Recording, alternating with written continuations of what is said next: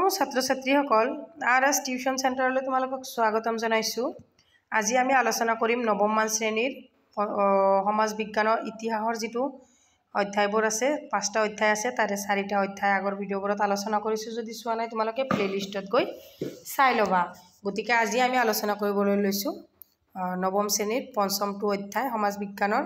সেইটো অধ্যায়টোৰ নাম হৈছে অসমত ব্ৰিটিছ প্ৰশাসনৰ আৰম্ভণি।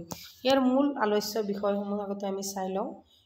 এইটো হৈছে প্ৰথমতে হৈছে প্ৰশাসনিক ব্যৱস্থা, কোম্পানীৰ শাসন, ডেভিড স্কট, ৰবাৰ্টছন, ফ্ৰেন্সিছ জেনকিন্স, বিভিন্ন জিলা গঠন প্ৰক্ৰিয়া আৰু ব্ৰিটিছৰ মকট, খামতি, চিফুং, খাচী, জয়ন্তীয়া, গোভা, নগা, গাৰো, লুচাই, পাহাৰ দখল ইত্যাদি। গতিকে পটভূমিটো আছে চোৱা। এইখিনি মই পাঠটো গোটেইখিনি বুজাই দিব নাযাওঁ, বহুত লং হৈ যাব ভিডিঅ'টো। তাৰে পিছতো চোৱা ইম্পৰ্টেণ্ট কথাখিনি আছে তোমালোকৰ মূল কথা, য'ত একেবাৰে ইম্পৰ্টেণ্ট বস্তুখিনি দিয়া আছে। ইয়াৰ পৰা তোমালোকক প্ৰায় MCQখিনি আহে, শ্বৰ্ট কুৱেশ্যন যিখিনি আহে। মষ্ট ইম্পৰ্টেণ্ট বুলি ক'লে পাঠৰ ভিতৰত যিখিনি থাকে ইয়াত লিখাই আছে মূল কথা, হয়নে? ইয়াতে কি লিখা আছে? মূল কথা। মূল কথা মানে কি? যিখিনি আমাৰ ইম্পৰ্টেণ্ট দৰকাৰী কথা সেইখিনি গোটেইখিনি ইয়াতে আছে। গতিকে তোমালোকে মূল কথাখিনি 10 বাৰ 20 বাৰ চাই পঢ়ি যাবা। যেনেকুৱা কুৱেশ্যন আহক পাঠটোৰ পৰা তোমালোকে নিশ্চয় এনচাৰ কৰিব পাৰিবা, 100% গেৰাণ্টি। তাৰে পিছতো মই তোমালোকক প্ৰশ্নাৱলীত থকা গোটেইখিনি প্ৰশ্ন মই দি দিম। গতিকে চব প্ৰশ্নাৱলীত কি আছে? শুদ্ধ উত্তৰটো বাছি উলিওৱা, চমু প্ৰশ্ন উত্তৰ দিয়া, ৰচনাধৰ্মী প্ৰশ্ন আৰু চমু টকা। গতিকে গোটেইখিনি আমি এইটো ভিডিঅ'ত দিম। একফালৰ পৰা দিম চোৱা, শুদ্ধ উত্তৰটো বাছি উলিওৱা। ব্ৰিটিছে জয়ন্তীয়া ৰাজ্যৰ ৰজা ৰাজেন্দ্ৰ সিংহ, গোবিন্দ চন্দ্ৰ তীৰত সিংক চিলেটলৈ নিৰ্বাসন দিছিল। ইয়াৰে কোনটো শুদ্ধ? যে ব্ৰিটিছে জয়ন্তীয়া ৰাজ্যৰ ৰজা ৰাজেশ্বৰ সিংহক চিলেটলৈ নিৰ্বাসন দিছিল। তাৰপিছত 2 নম্বৰটো চোৱা, অসমৰ শেষ আহোম ৰজা আছিল চন্দ্ৰকান্ত সিংহ, কমলেশ্বৰ সিংহ, পুৰনন্দ সিংহ আৰু যোগেশ্বৰ সিংহ। গতিকে ইয়াৰ শুদ্ধ এনচাৰটো হ'ব যে অসমৰ শেষ আহোম ৰজা আছিল পুৰনন্দ সিংহ। তাৰপিছত 3 নম্বৰটো চোৱা, তীৰত সিং খাচী, মণিপুৰী, জয়ন্তীয়া আৰু দেশপ্ৰেমিক আছিল। এইটো হ'ব তীৰত সিং খাচী দেশপ্ৰেমিক আছিল। তাৰে পিছত চোৱা 2 নম্বৰটোত চমু প্ৰশ্ন উত্তৰ দিয়া। 1 নম্বৰটোত কৈছে গোবিন্দ চন্দ্ৰ কোন ৰাজ্যৰ ৰজা আছিল? গোবিন্দ চন্দ্ৰ কাছাৰ ৰাজ্যৰ ৰজা আছিল। 2 নম্বৰটো চোৱা, ডেভিড স্কট কোন আছিল? ডেভিড স্কট এজন বিচক্ষণ ইংৰাজ প্ৰশাসক আছিল। 3 নম্বৰটো, ডেভিড স্কটৰ পৰৱৰ্তী কমিশ্যনাৰ কোন আছিল? যে ডেভিড স্কটৰ পৰৱৰ্তী কমিশ্যনাৰ আছিল ৰবাৰ্টছন। তীৰত সিং কোন ৰাজ্যৰ CM আছিল? তীৰত সিং খাচী ৰাজ্যৰ CM আছিল। কিমান ধুনীয়া কুৱেশ্যন হয়নে? মষ্ট ইম্পৰ্টেণ্ট কুৱেশ্যন এইবিলাক। মটক ৰাজ্যৰ ৰজাৰ উপাধিটো কি আছিল? এইটো হৈছে বৰসেনাপতি।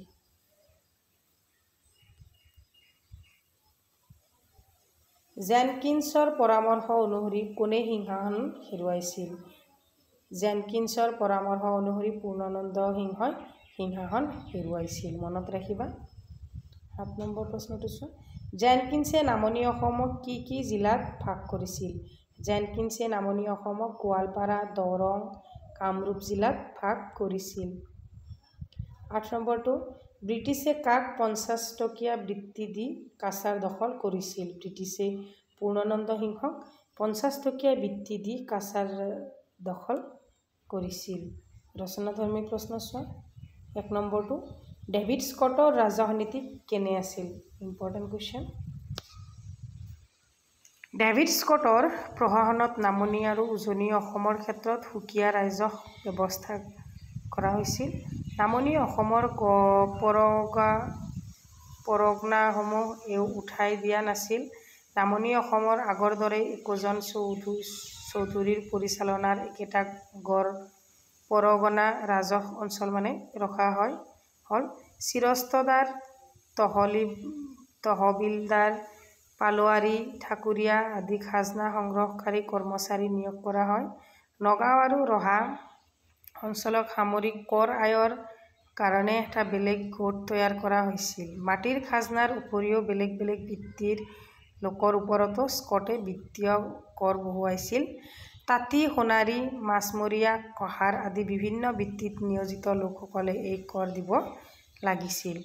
আহোম শাসনৰ সময়ত কৰমুক্ত দেৱোত্তৰ, ব্ৰহ্মোত্তৰ আৰু ধৰ্মোত্তৰ মাটিৰ ওপৰতো স্কটে খাজনা নিৰূপণ কৰাইছিল। এই মাটিৰ পৰা আধা অংশ কৰ লৈছিল। ইয়াক বৰঙণি বোলা হৈছিল।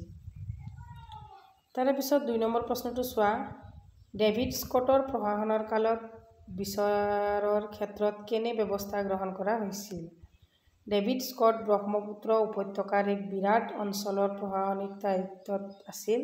স্কটৰ শাসনকালত স্থানীয় সাধাৰণ দেৱানী আৰু ফৌজদাৰী গোচৰসমূহ নিষ্পত্তিৰ বাবে স্থানীয় লোকৰে গঠিত কেতবোৰ পঞ্চায়ত গঠন কৰা হৈছিল। গুৰুত্ব অপৰাধসমূহ কমিছনাৰৰ সহকাৰী বিষয়াসকলে পঞ্চায়তৰ সহায়ত বিচাৰ কৰিছিল। পঞ্চায়তৰ বিচাৰত সন্তুষ্ট নোহোৱাসকলে এই বিষয়াসকলৰ ওপৰত আপিল কৰিব পাৰিছিল।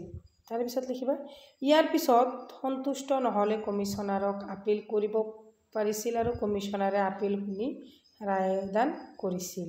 স্কটে বিচাৰৰ ক্ষেত্ৰত উজনি অসমত লম্বোদৰ বৰফুকনক দেৱানী বিচাৰৰ ভাৰ দিছিল আৰু নামনি অসমত দেৱানী গোচৰৰ বাবে 2খন আৰু ফৌজদাৰী গোচৰৰ বাবে 1খন আদালত আছিল। পুলিচ বিভাগৰ ব্যৱস্থা তেওঁ কটকটীয়া কৰিছিল। স্কটৰ প্ৰশাসনৰ কালত মোৱামৰীয়া, চিফুং আৰু খামতিসকলৰ সৈতে উদ্ভাৱ স্থাপন হৈছিল। সকলো কাম ডেভিড স্কটে নিজে তদাৰক কৰিছিল। এজন অতি বিচক্ষণ প্ৰশাসক হিচাপে ডেভিড স্কটে সামৰিক অসম এক সন্মানজনক স্থান লাভ কৰিছিল। গতিকে গোটেইখিনি মই একেবাৰে শ্বৰ্ট কৰি দিছোঁ। ইয়াতকৈ শ্বৰ্ট আৰু কৰিব নোৱাৰি। গতিকে চোৱা ৩ নম্বৰ প্ৰশ্নটো। ৰবাৰ্টছনৰ দিনৰ ৰাজহ ব্যৱস্থা কেনেধৰণৰ আছিল? ৰবাৰ্টছনে অসমত ৰাজহ ব্যৱস্থা সংস্কাৰ কৰি মাটিৰ গুণাগুণ নিৰ্ধাৰণ কৰি খাজনাৰ নিৰিখ ধাৰ্য কৰিছিল। খাজনা সংগ্ৰহৰ শোষণ বন্ধ কৰিবলৈ মাটিৰ প্ৰকাৰ, পৰিমাণ, কৃষকৰ নাম ঠিকনা আদি তথ্য লিপিবদ্ধ কৰাৰ প্ৰথা প্ৰচলন হৈছিল। এই তথ্যৰ ভিত্তিত কৃষকৰ মাটি আৰু সোধাব লগা খাজনাৰ পৰিমাণ তেওঁৰ নাম সন্নিৱিষ্ট কৰি এখন নথি বা পট্টা দিয়াৰ নিয়ম কৰিছিল। ঘৰ কৰ, কোৰ, কল, নাঙল কৰ বা জন্মুৰী কৰ একেই ৰখা হৈছিল। এই সংস্কাৰ আৰু কৰ কাটলৰ হাৰ বৃদ্ধিৰ ফলত ৰাজকোষত জমা হোৱা ধনৰ পৰিমাণ বাঢ়িছিল। ৰাজহ কৰ্মচাৰীসকলে দুৰ্নীতি ৰোধ কৰিবলৈ ৰবাৰ্টছনে ভূমি, ঘৰ-বাৰী, বনাঞ্চল আদিৰ বিৱৰণী সংগ্ৰহ কৰি তাৰ কৰ নিৰ্ধাৰণ কৰিছিল। তদুপৰি ৰাইতক পট্টা আৰু ৰাজহদানৰ ৰচিদ দিয়া হৈছিল। ৰাজহৰ কৰ্মচাৰীসকলে সৰু-সুৰা গোচৰ সুধিলেও তেওঁলোকে কালেক্টৰক নজনোৱাকৈ জৰিমনা বা শাস্তি বিহিব নোৱাৰিছিল। ৰবাৰ্টছনৰ এনেবোৰ সংস্কাৰে ৰাইতৰ উপকাৰ সাধিছিল। তাৰ পিছৰ প্ৰশ্নটো চোৱা। মেজৰ জেনকিন্সে অসমৰ বাবে কি কি কল্যাণমূলক আঁচনি গ্ৰহণ কৰিছিল? Important question. মেজৰ জেনকিন্সে অসমৰ বিকাশৰ বাবে অহোপুৰুষাৰ্থ কৰা এজন অন্যতম ইংৰাজ বিষয়া আছিল। স্কটৰ দৰে এইজন বিষয়াইও অসমৰ বাবে ভালেমান আঁচনি লৈছিল। এই ৰাজ্যৰ চাহপাত, কয়লা, তেল উদ্যোগৰ বিকাশৰ সৈতে তেওঁৰ নাম ওতঃপ্ৰোতভাৱে জড়িত আছিল। অসমৰ সৈতে বংগৰ পোনপটীয়া ব্যৱসায়ৰ ক্ষেত্ৰত সীমান্ত চকীসমূহে প্ৰতিবন্ধকতাৰ সৃষ্টি কৰিছে বুলি স্কটে কান্দাহাৰ চকী উঠাই দিছিল। পিছত জেনকিন্সে অন্যান্য চকীসমূহো উঠাই দিছিল। এইজন বিষয়াৰ প্ৰচেষ্টাত ব্ৰহ্মপুত্ৰ নৈত প্ৰথম ভাপৰ জাহাজৰ প্ৰচলন হৈছিল। বাট-পথৰ উন্নতিৰ প্ৰতিও তেওঁ যথেষ্ট মনোযোগ দিছিল। শিক্ষাৰ ক্ষেত্ৰত অতিশয় আগ্ৰহী এই বিষয়াজনৰ প্ৰচেষ্টাত গুৱাহাটী আৰু শিৱসাগৰত ইংৰাজী মাধ্যমৰ বিদ্যালয় স্থাপিত হৈছিল। তাৰে পিছৰ প্ৰশ্নটো চোৱা, জেনকিন্সে কেনেকৈ অসমক বিভিন্ন জিলাত বিভক্ত কৰিছিল?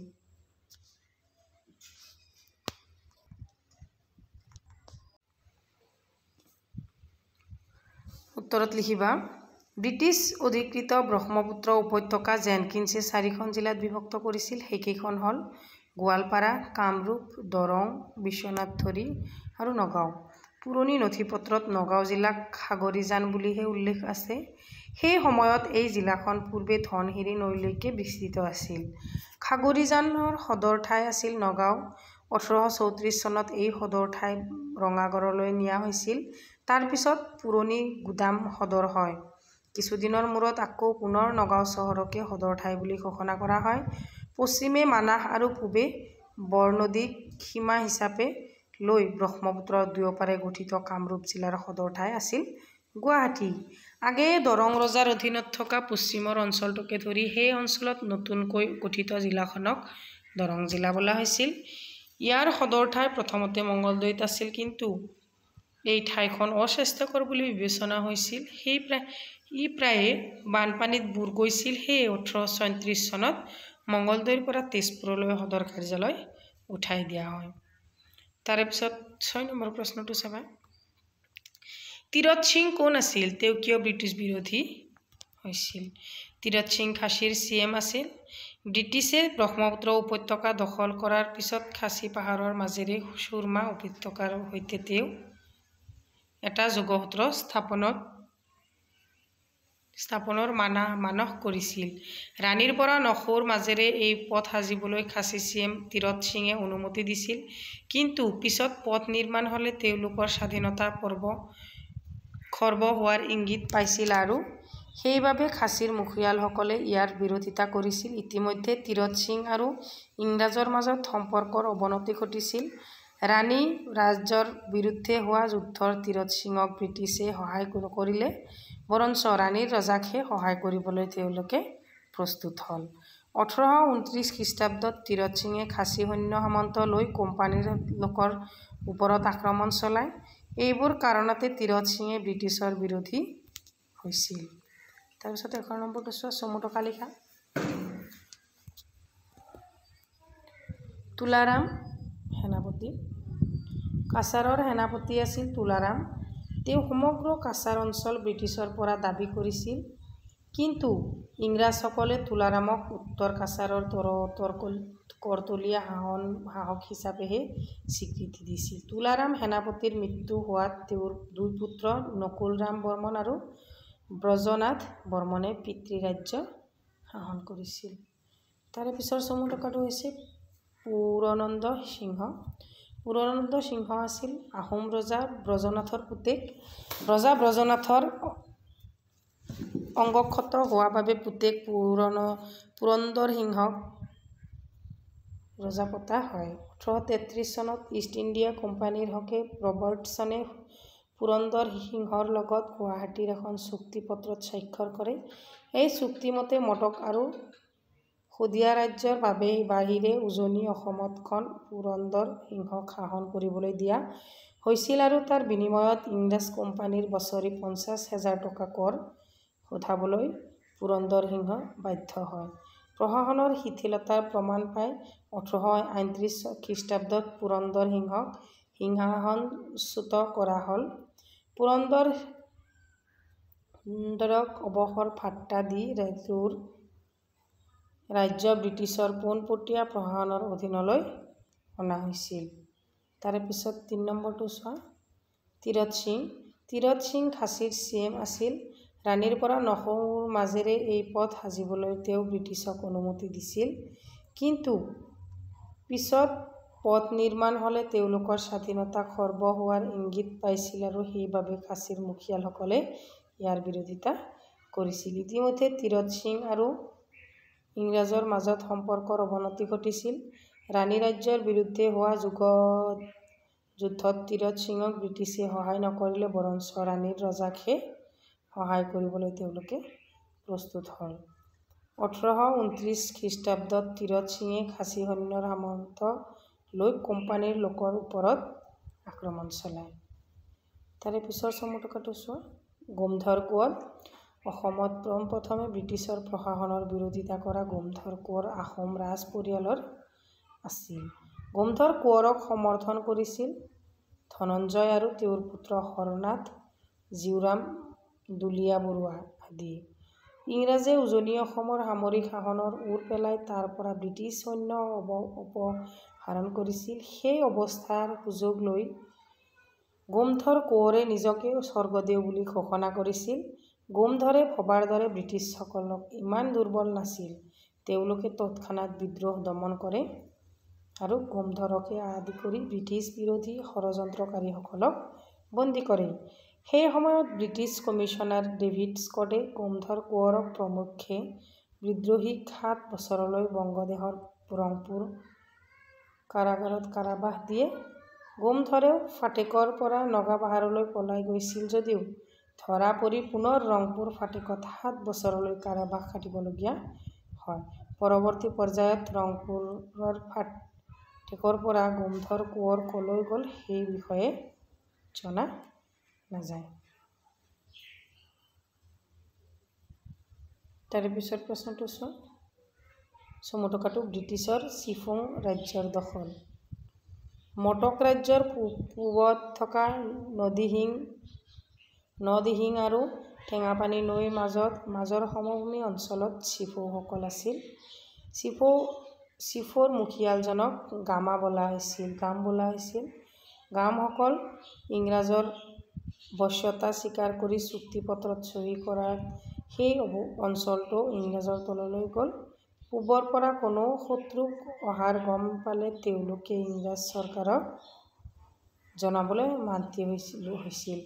ইয়াৰ পিছতো আহোম সম্প্ৰদায়ৰ ডা-ডাঙৰীয়া কিছুমানৰ উচটনিত চিফুংসকলে ষড়যন্ত্ৰমূলকভাৱে বিদ্ৰোহী কাৰ্যত লিপ্ত হৈছিল।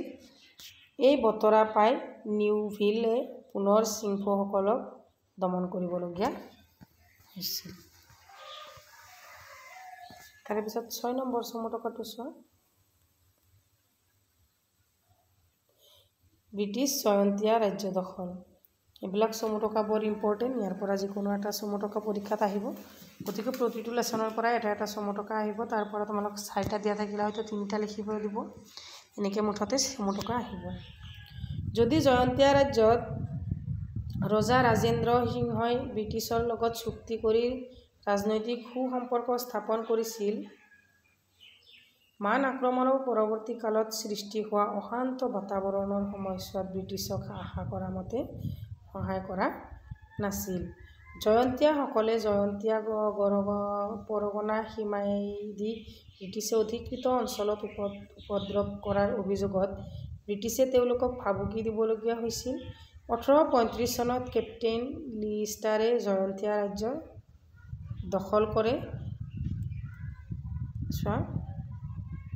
এজন পলিটিকেল এজেণ্টে ব্ৰিটিছৰ হৈ জয়ন্তীয়া ৰাজ্যৰ প্ৰশাসনৰ তদাৰক কৰিছিল। জয়ন্তীয়া ৰজা ৰাজেন্দ্ৰ সিংহক চিলেটলৈ নিৰ্বাসন দিয়া হৈছিল। গতিকে আজিৰ ভিডিঅ'টো ইমানতেই সামৰিছোঁ। যদি ভিডিঅ'টো চাই তোমালোকৰ অলপ হ'লেও উপকৃত হৈছা তেতিয়াহ'লে চেনেলটো ছাবস্ক্ৰাইব কৰিবা আৰু যিমান পাৰা শ্বেয়াৰ কৰিবা। তোমালোকৰ এটা কমেণ্ট, এটা ছাবস্ক্ৰাইব, এটা শ্বেয়াৰে মোক বহুতখিনি ভিডিঅ' বনাবলৈ উৎসাহিত কৰে। গতিকে আজিৰ ভিডিঅ'টো ইমানতেই সামৰিছোঁ। থেংক ইউ ফৰ ৱাচিং।